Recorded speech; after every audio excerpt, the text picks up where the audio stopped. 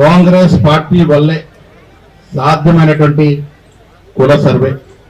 మీ అందరికీ తెలుసు, రాహుల్ గాంధీ గారు పదే పదే దేశంలో తిరుగుతూ ఈ దేశంలో ఎవరు ఎంత జనాభా నిష్పత్తి ప్రకారం ఉంటే అన్ని ఫలాలు అందాలంటే ఒక పిలుపుని అందపుచ్చుకొని ముఖ్యమంత్రి రేవంత్ రెడ్డి గారు మొట్టమొదటిసారి స్వాతంత్ర భారతదేశంలో 56% బీసీలు ఉన్నారని కుల సర్వే చేసి ఒక సర్టిఫికేట్ డాక్యుమెంట్ ఇచ్చిన ఘనత తెలంగాణ ప్రభుత్వాన్ని, ముఖ్యమంత్రి రేవంత్ రెడ్డి గారిది. దాంతోపాటు 42% రిజర్వేషన్ లోకల్ బాడీస్ తో పాటు విద్య ఉపాధిలో రాష్ట్ర ప్రభుత్వంలో ప్రవేశపడిన ఘనత కూడా రాష్ట్ర ప్రభుత్వానికి. రేవంత్ రెడ్డి గారు మీ పేర్లో రెడ్డి ఉంది, పుట్టుకతో మీ రెడ్డి, మీ సర్టిఫికెట్ రెడ్డి ఉంది.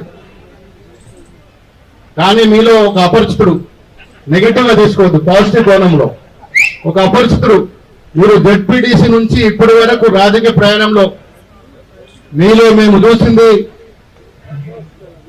రేవంత్ రెడ్డి స్థానంలో ఒక రేవంత్ గౌడ్, ఒక రేవంత్ ముదిరాజు, ఒక రేవంత్ యాదవ్, ఒక రేవంత్ కాపు, ఒక రేవంత్ మాదిగ, ఇలా అపరిచితులాగా ఎన్నో కోణాల్లో ఎన్నో వేషాల్లో మీరు ప్రవచించడం వల్లే ఇలా తెలంగాణలో కుల సర్వే సాకారం అయింది. మిత్రులారా, ఆషామాషి కాదు. రాహుల్ గాంధీ పిలుపు మేరకు దేశంలో ఎక్కడ లేని విధంగా సంపూర్ణంగా శాస్త్రీయబద్ధంగా కుల సర్వే చేయడం అంటే ఆషామాషి కాదు. మొండితనమున మీ వల్లే సాధ్యమని చెప్పక తప్పదు.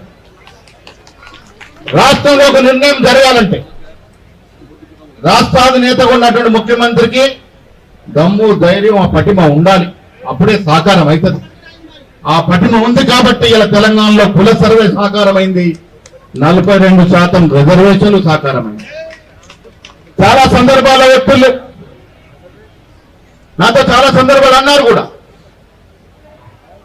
ఒత్తిళ్లున్నా నాకు ఒక సామాజిక కోణం ఉంది, ఈ కార్యక్రమం చేసి తీరుతాను, చరిత్రలో మిగిలిపోతాననే నమ్మకం నాకుందనే మాట చెప్పడం జరిగింది. నిజంగా కూడా చేసి చూపించినారు. ఆషామాషి విషయం కాదు. ఇలా మనం బాధ్యత అయిపోయింది.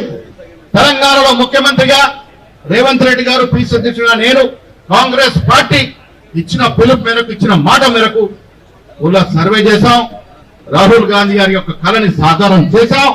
కామారెడ్డిలో డిక్లరేషన్ నేనే ప్రవేశపెట్టినాను.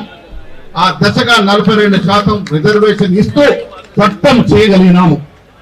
ఇప్పుడు కావలసింది, చేయవలసింది బీసీని చెప్పుకునే మోడీ చేతుల్లో ఉంది. బీసీ నాయకుడిగా చెప్పుకునే ప్రధానమంత్రి చేతుల్లో ఉంది. ఇలా రాష్ట్రంలో లోకల్ బాడీలు 42% మేము ఇస్తాం. విద్యా ఉపాధిలో రావాలంటే కేంద్రంలో మార్పు రావాలి, చట్టం రావాలి, 9th షెడ్యూల్లో చేర్చాలి. ఆ చేర్చే ప్రక్రియ ఇలా కేంద్ర ప్రభుత్వంలో ఉంది. ఆ కేంద్ర ప్రభుత్వ కన్నులు తెరిపించడానికే ఇలా మిత్రులు జాదూడు శ్రీనివాస్తో వాటితో పాటు వారు ముఖ్యమంత్రి అంతా కూడా ఇంత దూరం, ఎక్కడ హైదరాబాదు, ఎక్కడ ఢిల్లీ, ఎక్కడ నిజామాబాదు, ఎక్కడ భద్రాచలము, ఎక్కడ కరీంనగరు, ఆదిలాబాదు, అంత దూరం నుంచి ఒక రైలు కట్టుకుని అన్ని జిల్లాలు ఒక రైలు కట్టుకుని వచ్చారంటే మీకున్న చిత్తశుద్ధి, బీసీల పట్ల మీకున్న ప్రేమ, సాధించుకోవాలన్న పట్టుదల మాకు తెలుసు. ఒక ట్రైన్ కట్టుకుని ఇంత దూరం రావడం ఎంత కష్టమైందో. మీరు మా అందరిని పిలిచి ఇలా రేవంత్ రెడ్డి గారు ముఖ్యమంత్రిగా చెప్తాం, దాదాపు 50 మంది ఎంపీలు వచ్చినారు. వివిధ రాష్ట్రాల నుండి, వివిధ పార్టీల నుండి సంఘీభావం తెలిపినారు. కారణం, ఇది సహేతుకమైనటువంటి డిమాండ్, ఇది న్యాయపరమైన డిమాండ్, ఇది న్యాయమైన కోరిక. కాబట్టి ఇలా సుప్రియా సులే గారు వచ్చినారు, కను మోదీ గారు వచ్చినారు, ఆర్జేడీ ఎంపీలు వచ్చినారు, అసదుద్దీన్ ఓవైసీ వచ్చినారు.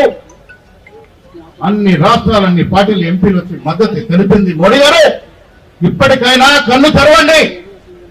ఇన్ని పార్టీలు, ఇన్ని రాష్ట్రాలు మద్దతు పలుకుతున్నట్టు ఈ అంశం మీ చేతిలో ఉంది కాబట్టి తేల్చండి అనే మాట ఈ సందర్భంగా నేను మనవి చేస్తా ఉన్నా. బీసీ ఎంపీలు ఉన్నారు బీజేపీలో తెలంగాణలో. బీసీల గురించి మాట్లాడతారు. ఇక్కడికి మాత్రం రాలే ముఖం చాటేశారు. తప్పేముంది? మోడీకి ఏమైనా వ్యతిరేకం అయితే మోడీకి డిమాండ్ చేస్తా ఉన్నాం, కనువిప్పు కలిగే విధంగా ఒక ధర్నా చేస్తా ఉంటే వచ్చి వారు కూడా సంఘీభం తెలిపే అవకాశం ఉంది. ఎందుకు ముఖం చాటేస్తున్నారు? ఖబర్దార్ బీసీల గురించి బీజేపీ నాయకుడు రేపన్నా మాట్లాడితే అడగాలి. మా న్యాయమైన డిమాండ్ కోసం మేము ఢిల్లీ పరిగెత్తే మాతో రాని వాళ్ళు మీరు బీసీల గురించి మాట్లాడే మీకు హక్కు ఎక్కడిదని అడగాల్సిన అవసరం ఉంది. వాళ్ళ అన్ని పార్టీలు మొసలు కన్నీరు కారుస్తా ఉన్నాయి. కేసీఆర్ మొసలు కన్నీరు కారుస్తారు, కేటీఆర్ మొసలు కన్నీరు కారుస్తారు, బీజేపీ నాయకులు కారుస్తున్నారు. చేసిండ్రా 10 ఏళ్ళు? సాకారం అయిందా? వాళ్ళ రేవంత్ రెడ్డి కదా చేసింది, ఒక రెడ్డి కదా ఈ కార్యక్రమం చేసింది. దాన్ని దృష్టిలో పెట్టుకుని ముందుకు పోవాలి. బీసీల కళ సాకారం అవ్వడానికి ఒక మెట్టు మాత్రమే ఎక్కాము, ఇంకా మెట్లు ఎక్కాల్సిన పరిస్థితి ఉంది. ఆ కార్యక్రమం కూడా ముఖ్యమంత్రి గారు భవిష్యత్ కార్యక్రమం కూడా మీదే బాధ్యత. ఇలా దేశం మీ వైపు చూస్తా ఉంది, తెలంగాణ వైపు చూస్తా ఉంది. ఒక దిక్సూచిగా మారింది తెలంగాణ వల్ల. ఇంత గొప్ప కార్యక్రమం చేసి ఒక ఉదాహరణగా మారింది. చాలా మంది ఇవాళ చెప్పినారు ఎంపీలు, మేమంతా మీ రాష్ట్రం వైపు చూస్తా ఉన్నామన్న మాట చెప్పినారు, మీ ముఖ్యమంత్రి వైపు చూస్తా ఉన్నామన్న మాట చెప్పినారు. అందుకే పెద్దలు హనుమంతరావు గారు చెప్పినట్టుగా మీరు కూడా వివిధ రాష్ట్రాల్లో పోయి ఈ నినాదాన్ని తెచ్చుకోవాల్సిన అవసరం ఉన్నది. రాహుల్ గాంధీ లాగా దేశం మొత్తం కదిలితేనే మోడీ జంకుతాడు. మిత్రమా, ఆ కార్యక్రమంలో ముందుకు పోదామని రేవంత్ రెడ్డి గారి సహకారంతో మేము వేదికమైన పెద్దలందరూ కలిసికట్టుగా ఈ న్యాయమైన కోరిక, న్యాయమైన డిమాండ్ ని భవిష్యత్తులో సాధించుకుందామని ఈ సందర్భంగా మనవి చేస్తూ మీ తరఫున బీసీ సమాజం తరఫున రాష్ట్ర ముఖ్యమంత్రి గారికి మరొకసారి ధన్యవాదాలు తెలియజేస్తూ ఇంత గొప్ప కార్యక్రమం మీరు చేసుకున్నారు, చేసి ఇచ్చినారు. భవిష్యత్తు కూడా మీదే బాధ్యత అని, ఆ బాధ్యత కూడా మీ అందరి తరఫున ముఖ్యమంత్రి గారి మీద పెడుతూ సెలవు తీసుకుంటా ఉన్నాను. జై హింద్, జై కాంగ్రెస్.